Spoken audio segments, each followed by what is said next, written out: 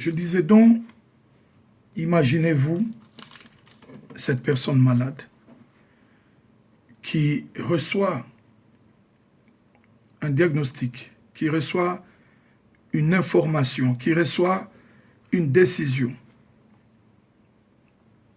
où la personne se sent impuissante. Imaginez-vous les situations dans lesquelles nous nous sommes souvent trouvés dans la vie, où nous avions perdu tout espoir. Excusez-moi.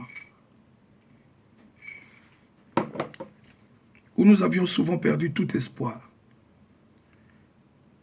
Problèmes de santé, nous concernant nous-mêmes, concernant nos enfants, le conjoint, un parent proche,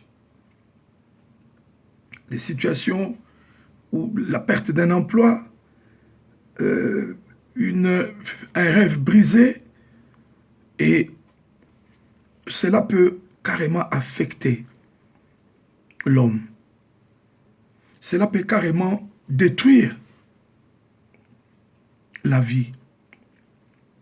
Mais au tout début, je vous ai dit que le thème ou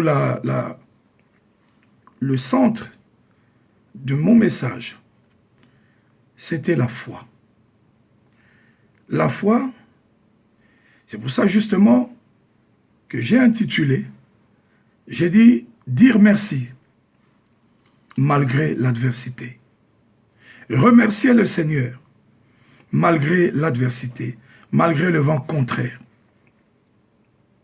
On nous dit ici, dans Hébreu, on dit « la foi est une façon ».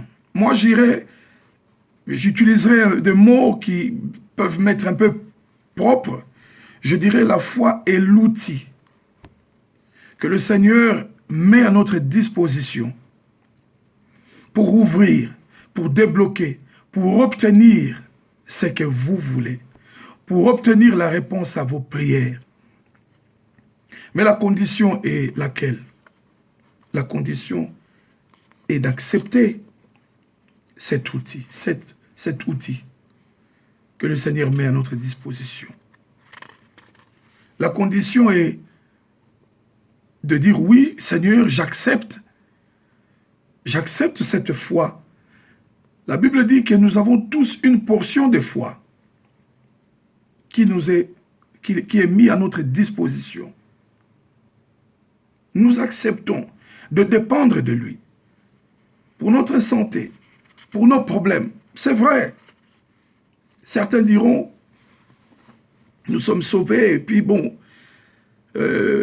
acceptons notre sort, vivons avec la maladie, vivons dans la disette, vivons dans les difficultés. De toute façon, le monde passera et d'ici là, nous serons au paradis après cette vie terrestre. Nous sommes sauvés. De toute façon, oui, il est vrai. Excusez-moi, vous savez, je donne toujours l'exemple. Il m'est donné très souvent de séjourner à l'étranger, parce que moi j'habite la RDC, j'habite Kinshasa. Il m'est donné très souvent de séjourner à l'étranger dans des hôtels. Alors quand vous occupez un hôtel, on n'est pas forcément censé connaître tout ce qui est tout le package qui accompagne en fait votre séjour. Il y a beaucoup de choses, certains, selon évidemment les hôtels, les étoiles. Je pense qu'il y a beaucoup de choses qui viennent, comme je disais, avec le séjour.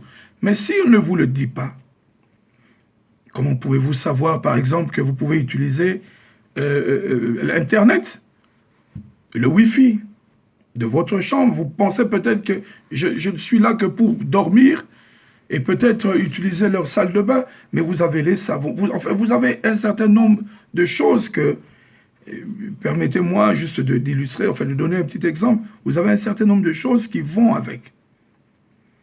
Et dans la vie chrétienne, c'est un peu comme ça. Quand vous avez accepté le Christ, quand vous avez accepté d'avoir les yeux ouverts, quand vous avez accepté de dépendre du Christ, il y a aussi un package qui vient avec cette nouvelle vie de rédemption, cette nouvelle vie avec le Christ.